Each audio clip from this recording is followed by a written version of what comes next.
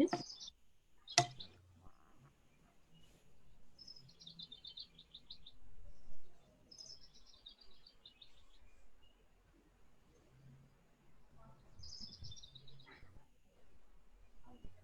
Hello. Hello. The doctor is in. How is everybody today? I'm here with Dr. Mo, and I'm here with our wonderful breasty Dr. Sheri. So we'll talk about her in a second, but I'm so excited today. Today is my birthday, and I got this really cool birthday present. I'm going to show you. Can you see my basket? I love it. Fight like a girl, baby. That's Fight like right. a girl, right? So we're fighting like a girl every day. So That's right. we are so honored today to have our awesome Dr. Sheri Prentiss on the show with us. Dr. Maya and I are so excited to have her. I first met her at the Komen 3-Day, and she was like the master of ceremonies, the minister of everything, the guru, the diva on the stage. And I swear to God, I do the walk every year. You know, I walk my 60 miles, but it's never been the same since you left. Oh, thank you. I love, you know, you were just such an inspiration to all of us walkers walking 60 miles. And so I love what you're going to talk about. Well, on your website, it says your philosophy is to live, Yes. and love yourself and others, inspire those around you, voice your dreams and ambitions, and enjoy life. Oh, that's right. powerful. You want That to is say hi, so and then powerful. yeah. So Dr. Mo, say hi, and then we'll get Dr. Sheri talking. All right now. Well, And good evening, everybody. Dr. Sheri, I'm going to let you take the floor because you have an awesome story and we all want to hear it. Thank you, ladies. First, let me clarify because people know me as Dr. Sheri, so it's Sheri, pronounced Sheri. That's okay. That's okay. That's right. And I am just so incredibly honored to be able to be on this show with you guys. You know, Ricky, you and I met at a time in my life where I had to completely reinvent myself and completely change everything in my life. I've always wanted to be a doctor ever since I was 2 years old. I could never imagine being anything but a physician. And my parents tell me that I made this grand announcement while we were watching Marcus Welby of all programs. And I stood up on the bed and I told my parents, I said, I know what I want to be when I grow up. And they were like, what do you want to be? And I'm like, I want to be a doctor. So my parents naturally, well, why do you want to be a doctor? And I said, because I want to help people. And they were, woo. And then I came up and I said, and I want to make a lot of money. And so I tell people that story, but I tell them that second part of making a lot of money, that didn't necessarily come into full fruition. I'm still working towards that. But that first part of helping people has. And God blessed me to be in the ministry of medicine for 15 years before I was diagnosed. And then I was diagnosed October 2008. Guys, I did everything right. I had my baseline mammogram. My mammogram was normal. And that was in February of 2008. And then all of a sudden, October 1st, 2008, I'm just doing a self-breast exam, you know, doing what I do. My mom is going to inpatient hospice for what would be the last time. And I'm on the phone with her and she's telling me I'm here and, you know, are you going to come and see me tonight? Are you going to see me tomorrow? And literally, guys, I am on the phone with her, but I'm doing my exam, you know, got to multitask because I got 2 kids. Like they need to get ready for bed and I need to do this because it's the first of the month and I'm talking to mom. And I literally froze because I touched the mass, and the moment that I touched it, I knew that it was cancer. And not because I'm a pessimistic person, but because I know me, I know my normal, I'm connected enough with God to know. It's just there is a knowing. So I went through all of my treatment. My mom died while I was going through chemotherapy. That was a huge assault to my mental makeup at that time. You know, I was newly separated, diagnosed with breast cancer. You know the process you go through. You lose your hair, you lose half of a right breast. I was in the process of losing a marriage, and now I lost my mom. I don't use the word devastated a lot, but that really is an apt word for how I felt. Although I didn't express it because we as Black women, we just charge on through. We got to get through it. Got to take care of kids. We got to do this thing. And I did that thing, right? I went through treatment. I only missed 3 days of work. And that was for the surgery. Other than that, I was working because that was when H1N1 broke out, and I'm board certified in occupational and environmental medicine. So now all of the employers that were contracted with us to take care of the injuries and illnesses of their workers, plus the large healthcare system that I was employed with, which was the largest and still is the largest healthcare system in Illinois, responsible for 32,000 lives. They wanted to know, okay, what do we do to keep everybody safe? How do we keep patients safe? How do we keep our employees safe? What do we do? So I could not work because this was what I was employed to do. And so I power through it. And lo and behold, I get through it. And a year later, lymphedema sets in. And now I'm stuck with massive swelling in my right arm, hand, and fingers, and I'm right-handed. And so now it makes performing the clinical functions of my job impossible. I can't do it. I'm trying to do it, wearing the over-the-counter compression garments, just not doing it. And so I did 4 months of physical therapy daily, Monday through Friday, the wrapping, the taping, all of that. And my boss at the time, I'm trying to work through, well, what am I going to do with my life? If we can't get the swelling down, what are my options? Am I totally out of clinical practice? Well, what does this mean for me? My boss told me, pull me in his office, and keep in mind now, I'm the director of the Disability Council because that's part of my job. That's what I do. That's what the occupational health part. So I know how this process is supposed to go. I'm going to go in his office and we're going to discuss reasonable accommodations. I can hire a newfound resident. They can come out. They can do the clinical part. I do the administrative part. I run the programs. At that time, I had 22 different facilities that I was responsible for. I can do this. I got it. Get into his office. This man, who was not even a physician, says to me, Sheri, a physician who is not clinically capable is of no value to me. Y'all, I was born and raised on the south side of Chicago. Wow. We all know I should have cussed him out. Right. Cussed him out. But I couldn't, because in that moment, out of everything that I lost, in my mind, it just registered, I had no value. I couldn't even speak to it. I couldn't even defend myself because I felt so depleted. And I remember walking out of his office. I'm dumbstruck. I'm just like, I can't believe this is happening to me. I can't believe that he said this. I can't believe that out of everything that I'm going through, this man is telling me I have no value. But I continue to go through physical therapy. Lo and behold, when I'm finally finished, it was about 10 days before my birthday, I get a notification letting me know that I had been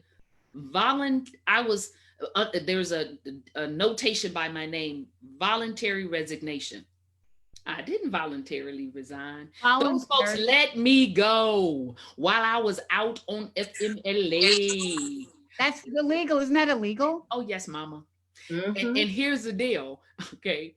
I help them not to do this to other employees as my job as the director of the Disability Council. Wow. But now I'm faced with, I know the fight. My mom was a systemic investigator for EEOC. My dad's systemic investigator for the U.S. Department of Education Office of Civil Rights. I know how this goes. I've been hearing this stuff at the dinner table all my life, right? And then now I'm practicing it. But now I was forced with a decision. What do I do with it? Do I fight to get my job, keep my job? Do I fight for some remuneration and move on? Or do I walk away? Did I have the fight in me to fight? And I will tell you that with all the loss that I had experienced in that moment, I had no fight in me. I had no fight in me. I know the process. I know how arduous it could be. Did not have the fight. And I went before the Lord. How long was it after your breast cancer treatment? How long after? A year. A year. So I finished radiation July 2nd of 2009. Yes, you're still tired. I'm still tired. I'm tired, and I've gone on and I've pressed through and I've buried a mom, and now I'm taking care of dad. And it was just, it was too much. It was too much, but it caused me, I had some serious, deep moments, and people ask me, were you depressed? Absolutely, I was. Did you know you were? Did you know you were depressed? because when we're going at that speed and that with that weight on us, we Mhm. don't even know that we're depressed. We don't do that as Black women. Initially, I didn't. Initially, I just felt angry and depleted and scared. At the end, a few weeks after that, when I began to work through those feelings, I realized that I was depressed, that this fear, there was this sinking, ominous feeling that was in the pit of my belly that I couldn't shake. And that was when I really knew, I'm like, okay, God, you got to do something for me. I have never been a person to give up. And so the fact that I chose not to litigate was not necessarily me giving up. It was just, I did not feel that that was the path for me to take. I love that you said that. Yeah. So, but I had to figure out what I was going to do. But And say that again, because we often get forced into what we think we should do or what we feel obligated to do. We don't choose. Exactly. So important that you chose something. We choose life. You chose life. You chose life. Exactly. And I could have remained dormant, just still, just not doing anything and allowed the circumstances to beat me down. My parents had instilled too much get up and go in me to do that. But when all you have wanted all your life was the one thing that you had been living out for the last 16 years, it's kind of hard at 42 now to flip on a dime after all of this education, out of all of the money spent, out of all of this, So I thought, well, what in the world I'm going to do? I don't know. And while I'm praying, I mean, this is over weeks, right? While I'm praying, it just came to me, and I say it came to me. Maybe it was a voice. It wasn't a Sheri, wasn't one of them voices, but I heard live, and I heard it, and in my prayer, I'm crying and I'm just going before the Lord, but in my mind, I'm thinking, well, isn't that what I'm doing? I mean, I made it through cancer. I made it through all of the stuff I am living. But it was over the course of the next few weeks that God revealed to me what he meant when he told me to live. And that is my trademark motto now. And he wanted me to live every day. And that's where the love myself and others, inspire those around me, voice my dreams and ambitions, and to enjoy life. Live. So now I had some peace. Yeah. Say it again. Love myself and others, inspire those around me, voice my dreams and ambitions, and finally enjoy life. Amen. That was what God intended for me to do. So now that settled some peace inside, right? I still didn't have an avenue, but I had peace. Okay, so now I went before him and I'm like, okay, well, how can I do this? And I realized the one thing that I have always been able to do is talk. Got a big old mouth.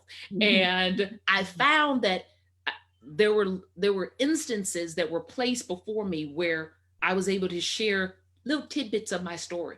And when I would, people cry, people are moved, people are touched because they've been through divorce. They've been through,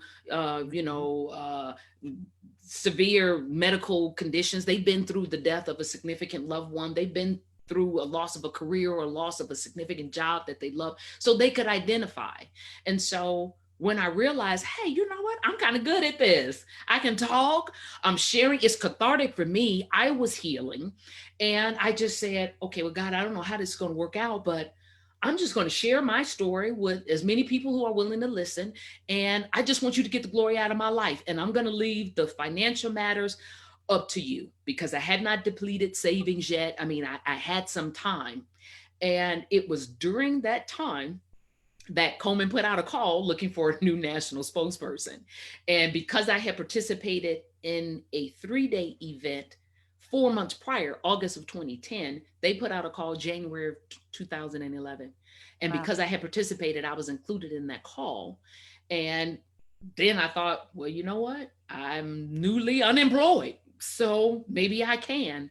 And I applied, and 589 or 86 applications later, they offered the job to me.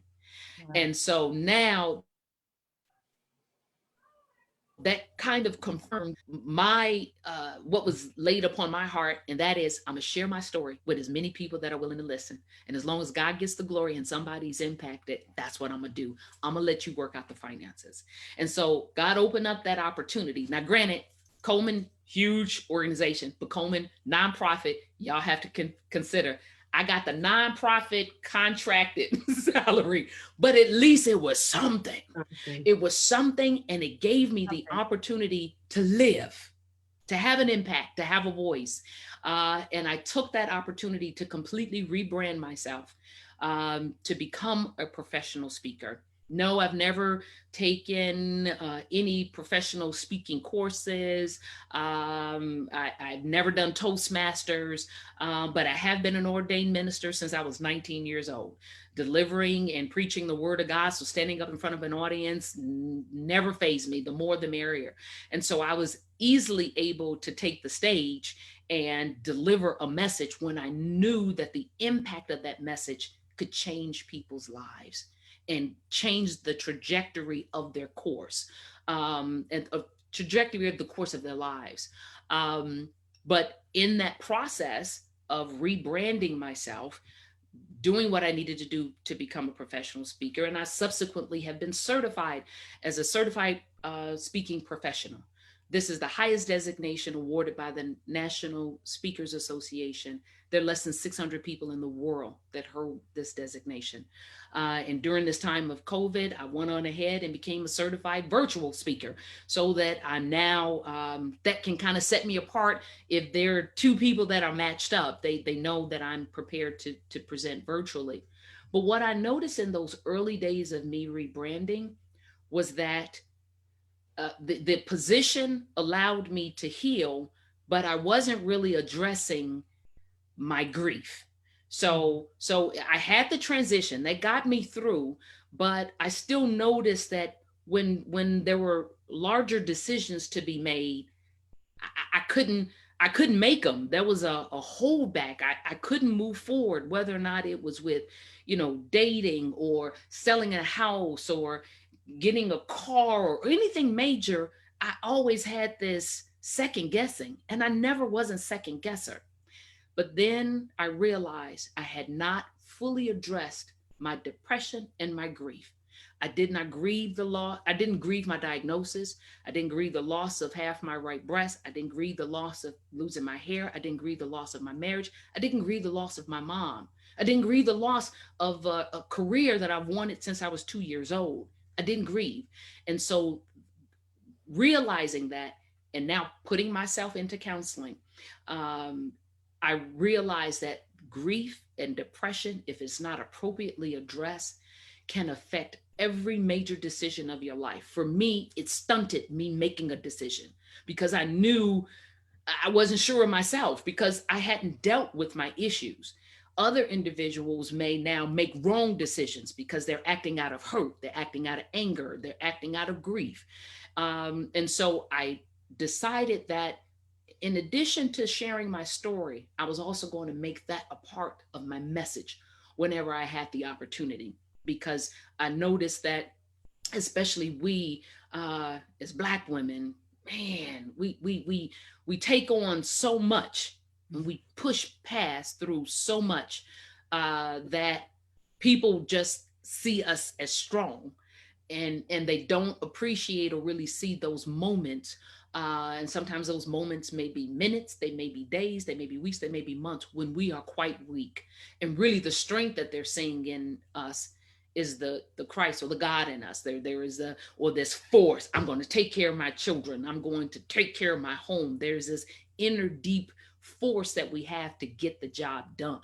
But that does not mean that we are always strong. And so I thought it was important for me to always include in my message that, baby, I had weak moments. Yes, I had weak moments where when I was at home experiencing severe chest pain while I was going through chemo, didn't know that I had a congenital heart defect that could have caused me to lose my life. Wow. Yep, I didn't dial 911. I was ready to die. Heart attack waiting to happen. I went upstairs, pulled out my life insurance policy. This is like after my third chemo session. Pulled out my life insurance policy, left it out for my ex to find when he brought my girls home that weekend, and I was done. I'm like, my mama's dying, this chemo, the breast cancer, my life is, I'm just done. And God didn't allow me to die then. He didn't allow me to die, through the treatment. Ended up with lymphedema, but he has turned it. But in that turning, I couldn't leave it all to him. Okay, well, God, you fix this, you fix that. He's only going to do what we can't do, not what we could do. And what I could do was say that again. God is not going to do what you can do. He's only going to do what you can't do. And so what I could do was get my behind in the counseling. What I could do is acknowledge that, whoa, man, the path that I've taken, there were some choices that I made. They may have not been the best, but now I'm acknowledging where I could have steered and went in another direction, but it's okay. I got sure footing now, but I had to get to a place of that humbleness, that meekness, that weakness, and that willing to allow others to see me weak. So that now when they do see me strong, they know that it's okay to be weak. They know this is okay to get to a point where you just want to give up, where you just want to die. Because now they can see that I'm no different than you. You're just seeing me on the other end of this trial. You're seeing me on the victory side. I want to tell individuals about that struggle side in order to penetrate their soul so that they can do what's best for them. I want to pause you right there because you said a lot, and I have questions. Ricky's got something going on over there. I know. So I see you. You're doing this. It's my birthday, so my friends are coming from all over and bringing balloons and like there's stuff going on all over, and they're like, I was gonna say, tell them to put it behind you so we can all see it. That's right. I have crawling on the floor behind me. Don't worry, honey. Let them come on in. We celebrating you today. That's right. It was on the show already. Darling. I have like, oh my goodness. Put the balloons over here. They're all eating cake. Okay, I'm sorry. But no. It's a celebration. All Celebrate. around. Celebration of life. Look at that. Oh, that's beautiful. That's beautiful. Absolutely beautiful. All right, Dr. Sheri, we got to unpack some things here. Okay. A lot of stuff. So let's take it back. Let's take it back to the self-breast examination, because what you said, I do my exam. I'm in touch with my body. Mm-hmm. And I want to understand, and I guess I want for you to explain to people what that looks like, because many women do the breast exam, but it doesn't mean anything to them. It's perfunctory, and they kind of don't like to do it because they don't know what they feel. Mm-hmm. And it isn't a time of connecting with oneself. So how does a woman even get to that place of connecting with themselves? First of all, I think the first step is for us as mothers to have this conversation at an early age with our children. We shouldn't be 22, 25, reading about it online or watching YouTube videos. Hey, hello, you're a mother. This is your child. Have this conversation with her. So I've had the conversations with my children, and I've instructed and showed them how to perform a breast exam, because what is really important, in addition to understanding and knowing your breast, understanding and knowing your axilla, but okay, let's understand and appreciate your pelvis. It's all about knowing what is your normal. And so it is totally okay, and is not only appropriate, but it behooves you. I can't tell you the number of lives that could have been saved had individuals just did the right thing and examine themselves. I mean, and right now, individuals can be so free in putting whatever they want out on social media. Take some private time and know and understand you. Stand in front of that mirror in all your glory, baby. Yes, you are beautiful. You are gorgeous. Stand there, look, turn to the side, because it is not just in addition to what you touch and what you feel, but we all know that it's how your breasts look. Okay, so if you have a retracted nipple, if you didn't appreciate that, the slight differences in one nipple on one breast versus the other, when that slight difference changes, you may not even appreciate it. So first observe, look, and appreciate, then go through your self breast exam and you make it a routine. I don't care. We now have phones. Put a reminder first of the month, every month, or it's going to happen, the first day of whatever is significant for you, but do not let time go by, because for me, like I said, my baseline was normal, absolutely normal, nothing in February. 6 months later, it's grown to a size that I could feel it. And the size that I felt wasn't even the true size, because mine was growing it was growing back towards the lung cavity. It was not spreading laterally, but it was growing posteriorly. So by the time they got in, they had to go in 4 times to get clean margins. Wow. Yeah. That's something else too. But I want to touch on something you said,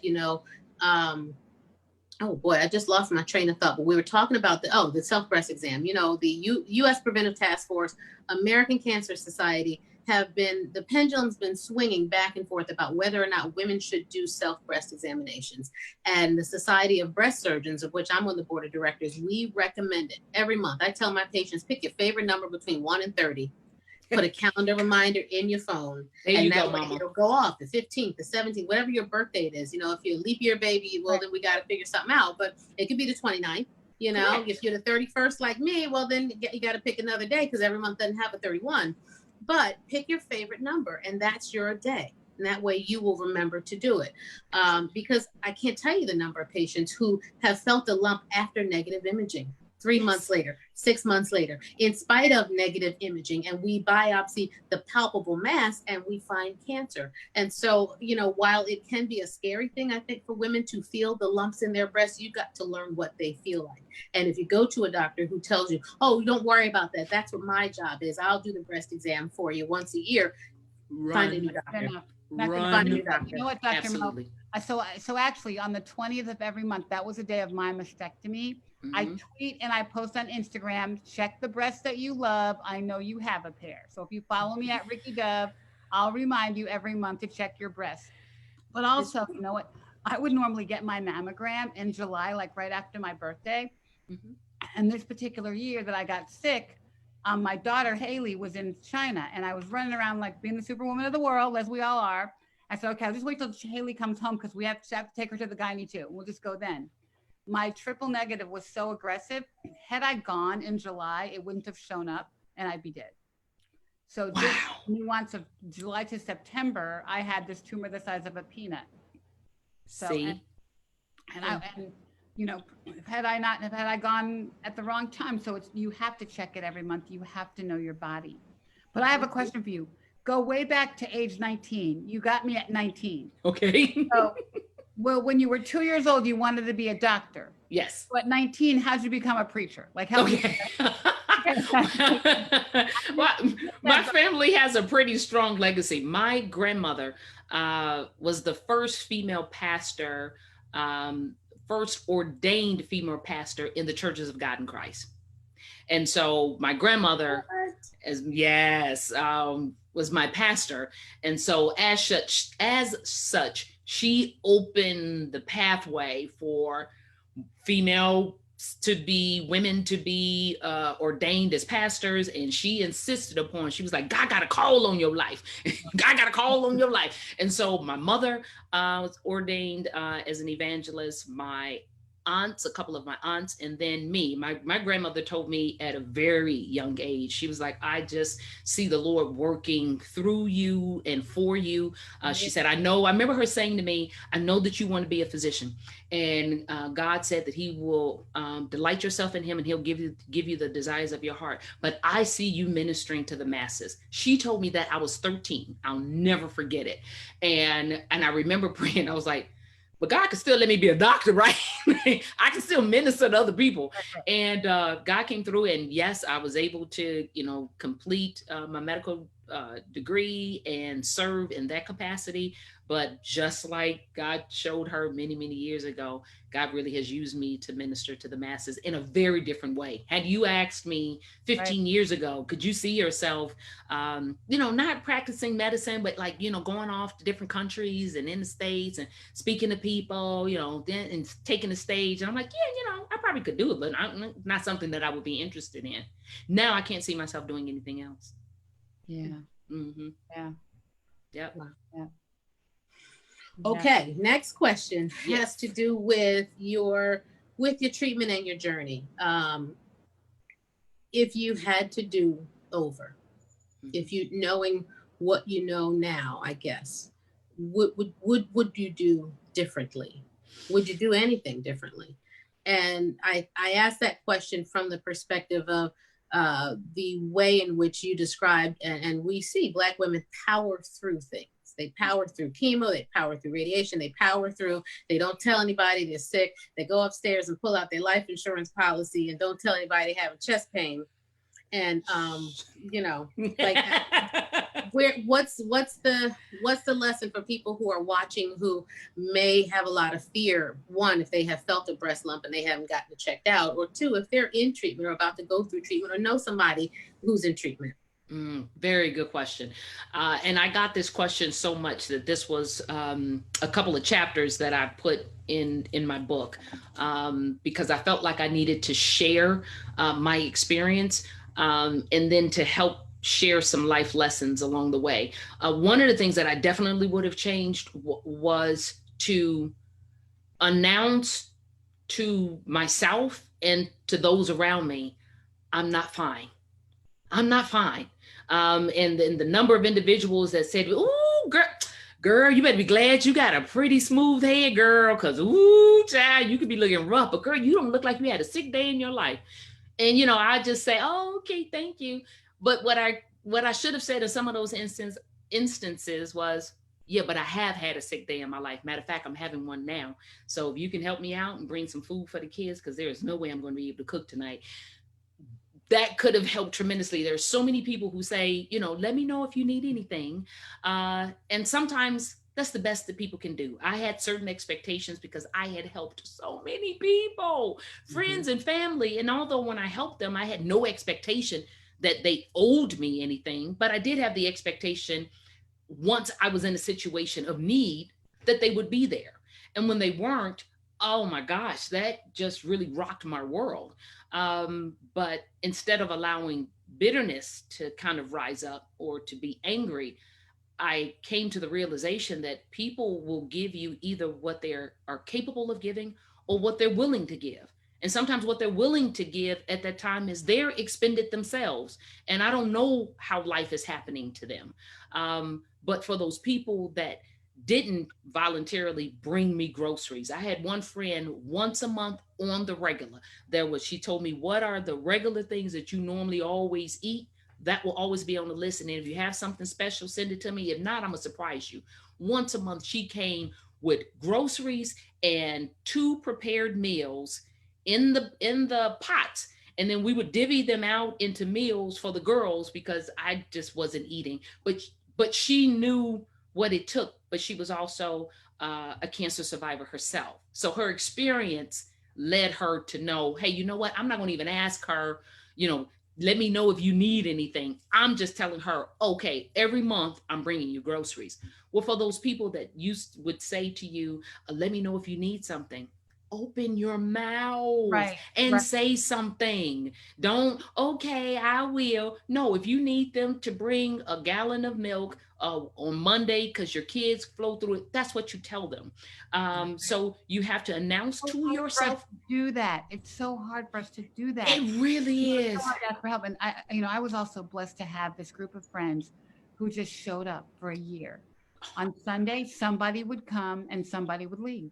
We never talked about it. They never discussed it with me. I never knew what was going on. And after a while, I was like, "Woo, I guess somebody's coming." And they did like major stuff in my house, like change the carpet, like fix the bricks on my steps, like replace the HVAC system. Because they wanted to purify my house for chemo. But we never talked about it. And I never really, and I had one of my friends is totally a control freak. She was definitely the cruise director. I figured that out pretty quickly. But she's like, "Wait a minute, no, you can't have that job. You can't be the one that wipes the tubes because you cry." But I realized this all was going on because they knew I would never ask for help. They knew it. But some of us took control. Exactly. Some of us are surrounded by individuals that even though they know we may not ask, they don't They don't know. They They don't just don't know. know. They And so don't. I can't, instead of holding it against them, I held it against me. Right. Open your mouth, Sheri, because if you ask them and then they say no, then that's different. You It's know what I'm different. saying? Yeah. You know, but if I never ask, how am I going to hold somebody accountable for reading my Mhm. mind? And right now, I don't even know what my mind wants because Right. You it's a don't whole know. new me. Right. You're evolving, right? You don't So I Closed would tell mouths don't get people, fed. That's right. exactly. So acknowledge that you're not fine to yourself and others. It's not right. easy to say and it's not easy to hear, but acknowledge it. And then Well, tell them what it is that you need. So if people are offering, tell them what it is that you need. Don't go through it alone. Find a cancer support group. If you have a neighbor, that neighbor that you knew had breast cancer a couple of years ago, you wave at her, you're now newly diagnosed. Okay, reach out to her. She right. may be the closest one to you. You're the first person diagnosed in your family, like I was. Right. Reach out to them. There is no reason why you should have to go through this alone. And I can promise you, going through it alone is going to be harder, It's going to kill you. longer, Right. and most traumatic to you. Whereas if you open yourself up to receive whatever it is the people in your circle can give and provide to you, yes, the journey is still going to be difficult. It is still you going through treatment. It is still your body that's going through changes. It is still your mind and your brain that's being affected by chemo and everything else that's going on. But baby, it's going to be that much easier, I promise you. And the relationships that you forge and form during those times, lasting. It Because is. you're gonna lose some people along the way. You are. Hmm. You're And gonna you're lose them. gaining a lot, but you're going to gain a lot. We have a motto in a Triple Negative Breast Cancer Foundation: no one fights alone. There you Mhm. go. No Mhm. one fights alone. You do not have to do this fight alone, and we need each other. And it's a club that you don't want to be in. I say it all the time, but the breasty love, there is nothing like it. It is Nothing. unconditional love. It is instant love. It's instant camaraderie. It's instant peace because you don't have to explain anything. You know No. that Yeah. another breastie gets it. She gets it Exactly. instantly. You don't have to explain what the vomiting feels like. You don't have to explain that you're tired. You don't have to Correct. explain that you really just want to sleep, and you don't have to explain that the phone wearies you. That you don't have to explain what happened today. You can just rest. And so it's so important that we support each other. And even when I look around, I know that I'm so blessed to be here. My doctor gave me 2 years to live. I'm on 8. So every birthday is special, right? But I know I have to fight for my metastatic breasty sisters because they don't have the fight in them. They're weary. They're trying to fight cancer. So I know it's my responsibility to fight for them There you and to go. garner the resources for them because they need us. They need us, other breasties. So that's why, it's so important to me to have this forum and be able to talk about it Mhm. and help Right. each other because we have an understanding that I can't even explain it. Correct. And it's easier now more than ever, I think, to connect, because there are people who live in rural areas and who, the internet, I think, probably wasn't as fast and wasn't as plentiful as it is now. And even more so because of the pandemic. And so it is even easier now to connect with Right. folks in online communities and then maybe translate that into some real life interaction Right. when outside, Right. opens back up again. Right. Dr. Sheri, we had a couple questions. One, again, about the type of medicine that you practice and whether or not you have continued or will resume practice. And then I want to talk about loss because it's something that's universal. And so many people during this time of the pandemic have experienced loss in ways that they are not even able to properly grieve according to what's happening with the virus, even, like it's all upended. And I want to talk about transforming loss and what it did and how you took that and turned it into something else, because I think there's a really powerful lesson there. You got it. Well, let me start with what I practice. Occupational and environmental medicine is a field of medicine where we address workers, and then we also address lay people. So the occupational part means that I am responsible for making sure that individuals have a safe and healthful work environment. So pretty much almost all the acronyms you hear of, OSHA, EPA, CDC, DOT, all of those, I work with those entities. And it's all to make sure that the working community is safe and healthy. The environmental part comes in potentially working with patients who get injured outside of the work environment. For example, you purchase a chemical from Home Depot and you end up with a huge allergic reaction. When you look at it, and it didn't say anything about allergies. So, now it's like, well, what do I do? It didn't say anything about allergies. You would reach out and find, or your attorney may reach out and find a doctor like me that will investigate, okay, well, what happened that the manufacturer didn't put on their material safety data sheet that an allergic response could occur. So therefore the manufacturer is held at fault. The facility that sold it, not so much so. But once they have now been made aware that this can happen, they need to pull it off their shelves until they rectify. So I get a chance to work with workers and with lay individuals. And because I have my master's in public health, I also get to do population health and work on things like pandemics and epidemiology. So I get to wear a number of different hats. So I've loved and enjoyed this field of practice. Will I ever go back to clinical practice? No, because I'm disabled because of my lymphedema. So I can't, and the reason with the lymphedema, without the compression garments, the swelling is too severe. I don't have that fine motor dexterity with my right hand. And when you're practicing in occupational medicine, you got to be prepared to sew up lacerations, remove foreign bodies out of the eye, do specialty exams with the FBI or fire department where you're actually testing for glaucoma. I just no longer have that dexterity. So I wouldn't go back to clinical practice, but I continue to do healthcare consulting. So I continue to work with large corporations, revising and developing policies and procedures, or developing new programs, or helping them to learn how to develop new service lines. I work with associations like the American Association for Physician Leadership, and I come in and I teach physicians a capstone course about physician leadership and what that looks like. So I'll continue to do that because this MD degree came at a huge price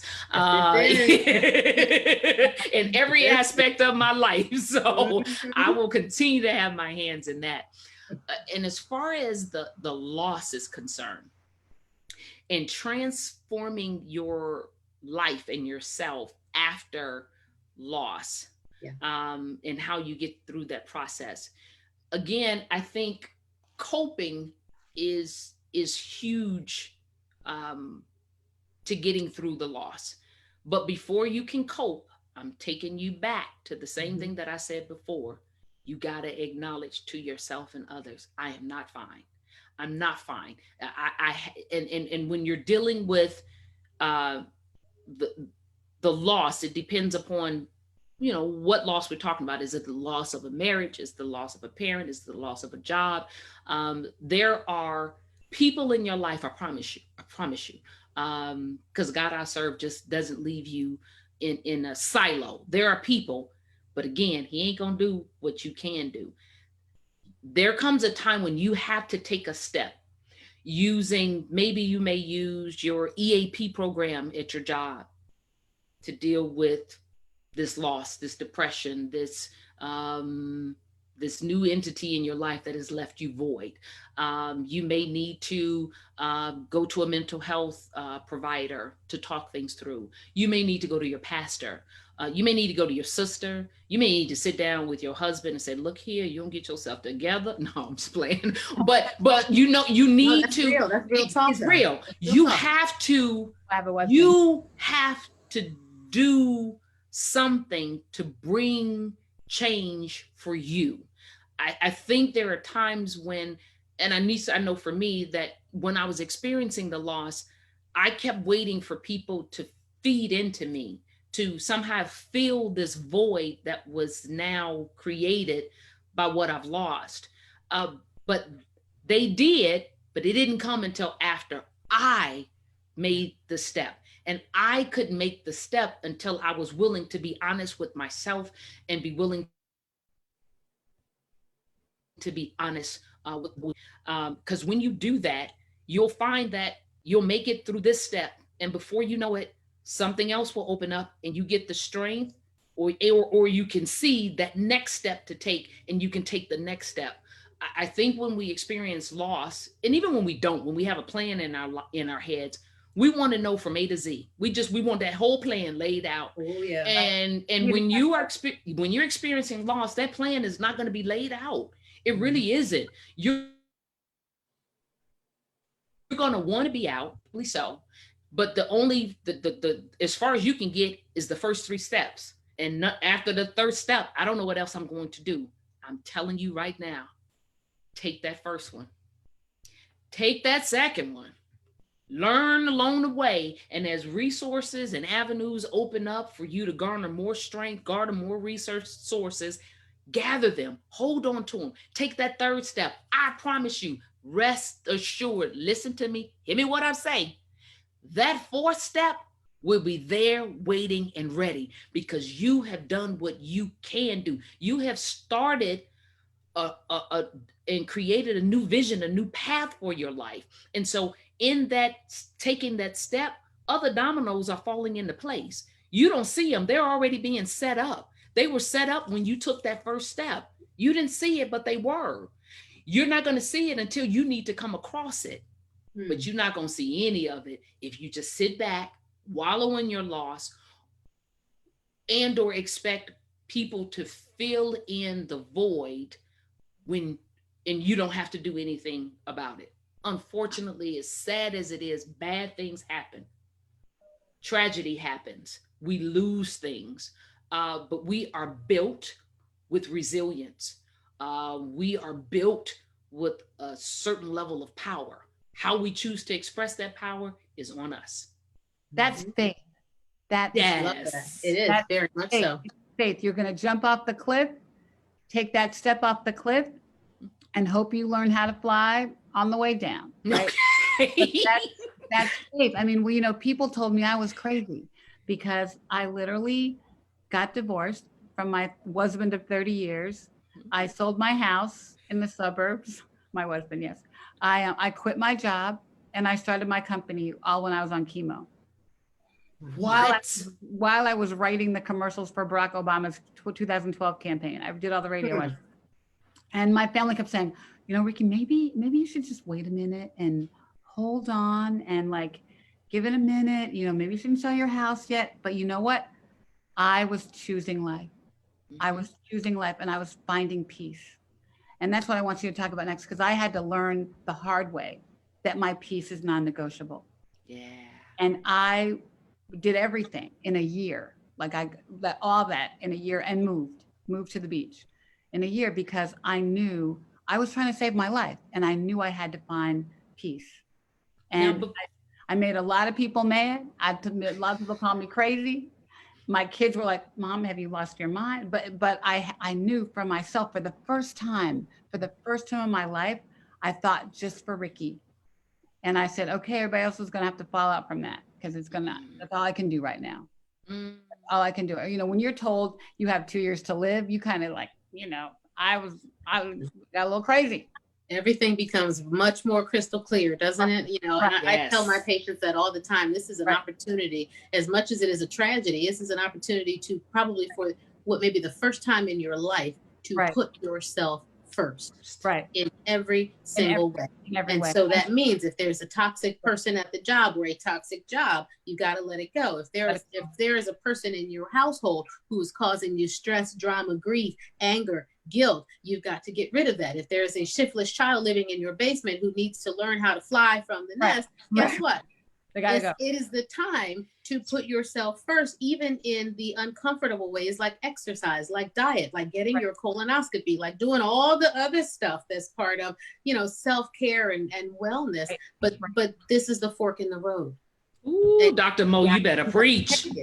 And so there's no point in me doing surgery if you don't get that message. Right. because Right. all I'm doing is removing a cancer that will inevitably either come back, or illness that'll manifest in some other way in your body, because you're not eating well, you're not sleeping well, you're stressed out, your hair's falling out.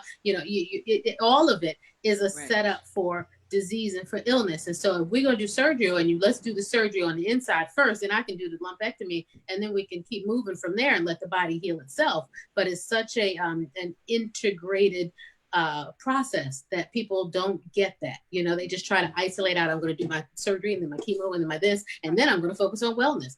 If you don't start at the diagnosis, you're not going to get it, and you're going to power through, and you're going to miss it at the end, and you're going to fall apart after it's all over. And you're going to say, what did I just go through? And you're going to have a real challenge and a breakdown and not be able to stay in that moment. So you're right. But yeah, talk about peace, Dr. Sheri. Yeah, but let me say one more thing. Yes. I have to get all of the cancers out of your life. Oh, yes. All of the cancers out of my life, not just the one in my body, but all of them had to go. All of them. All of them. And once you did that is what led to your peace. And I'm telling you, once you get a taste of real peace. Right. You can't go back. You can't. You just, something clicks or changes. I think before understanding that difference between joy, contentment, I'm happy, and peace. Until that, I thought I had it. I'm like, yeah, I got peace. But that was because things were relatively going well. I was managing when it wasn't going well. I could set it off to the side and not really deal with it, and I could focus here. But it's something about when you get to a life-threatening illness, whoa. Yeah. So now, okay, I can't really push people off, because sometimes I don't have the strength, I don't have the resources, I don't have the means, because I'm just trying to live. When you get to a place where you realize I am in a fight for my life, and when you listen to your physician and understand and appreciate that stress, oh my word, can bring about just about every negative impact you can possibly think about on your body. If you continue to going through the chemo, going through the radiation, or having a surgery or what have you to treat a particular ailment, but you don't address the stress in your life that had been building up to that point, guess what? Just like Dr. Mo said, you're going to find yourself right back in that same situation or in another situation, and potentially worse. And so when you learn how to truly let go, I have become the queen of let go and live. I actually wrote a whole blueprint on it, and I help individuals work through how to let go and live. Yeah. It's that letting go that is really key, or was key for me in obtaining and holding and manifesting that peace in my life.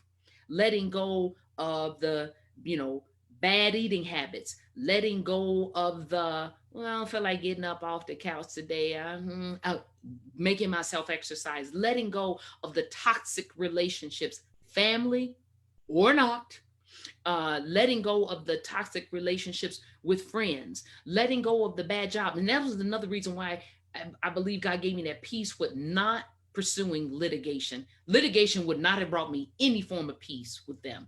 They were going to fight tooth and nail. Right. And so another avenue worked out where I was still able to pay my bills. I hadn't missed a meal yet. And God opened up another door where now I have a brand new career, right? So again, like with you, letting go of those things that would hinder you being able to move forward, you being able to heal physically, mentally, and spiritually. Because I'm telling you, when you experience this peace that passeth all understanding, you not letting anybody, child, husband, friend, mama, daddy, cousin, TT, uncle, boss, co-worker, or neighbor step on that. You just not. But also, you have placed yourself, when you come into that true peace, you have placed yourself in a position where you really have kind of like gotten those kind of negative folks out of your circle. Sometimes some of them will creep back in, right? Because we get comfortable. We're not set, we get so settled that we're not really paying attention to, oh, wait, no, shouldn't have went down this path. Sometimes we have to remind ourselves, but we're quick to. So when you gather that peace, you now maintain it. You don't let anybody come in before it even looks like it. You cutting it.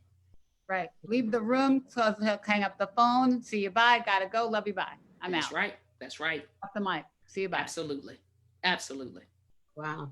Yeah. Well, Dr. Sheri, how can we tell us about the book, and then tell us how we can follow you and contact you on social media? Okay. The book is entitled When Everything Changed, My Journey from Physician to Patient. You can find it on my website at www.drsherimd.com. That's DRSHERIMD.com. Or you can also buy it on Amazon. You can follow me on Facebook. Look me up, Dr. Sheri Prentiss. Or Sheri Prentiss. I have a fan page plus a personal page. I've also started my own nonprofit, the Live Today Foundation, which provides education to physicians and other healthcare practitioners on how to properly diagnose lymphedema and make them aware of the psychosocial impact of lymphedema on a survivor's life, educating patients about the importance of treatment, and we provide free compression garments to cancer survivors who are under-resourced and cannot financially afford them. We provide free garments. And I've also recently launched my new podcast, Where Medicine Meets Ministry, Dr. Sheri Talks Faith and Facts. It is listed on just about every podcast directory. So God is good. God is good. Yes. But you know what? You bring up another topic, Monique, lymphedema. We need to talk about lymphedema. So we do. Will you come back and talk about lymphedema? Of course I will. I'd be honored. What we can do about it, because so many women are suffering with it. And lots of new things on the horizon for it too, as far as potential interventions for it, surgery and otherwise. Prevention is a huge deal, and it's a scary topic for patients, and I think that getting through that fear is something we definitely want to talk to people about for sure. Definitely. Boy, this has been rich. This has been such an enriching conversation. I know. Thank you so much. What do you want to leave people with? If you had three things, let's sum it up in terms of the topic for tonight, which is where medicine meets ministry. Give me 3 things, 4 things, 5 things that you want people to take away from tonight to incorporate tomorrow into their daily lives. All right. First would be when you are facing a tragedy, whatever that tragedy may be for you, please learn how to acknowledge that you are not fine to yourself and to others.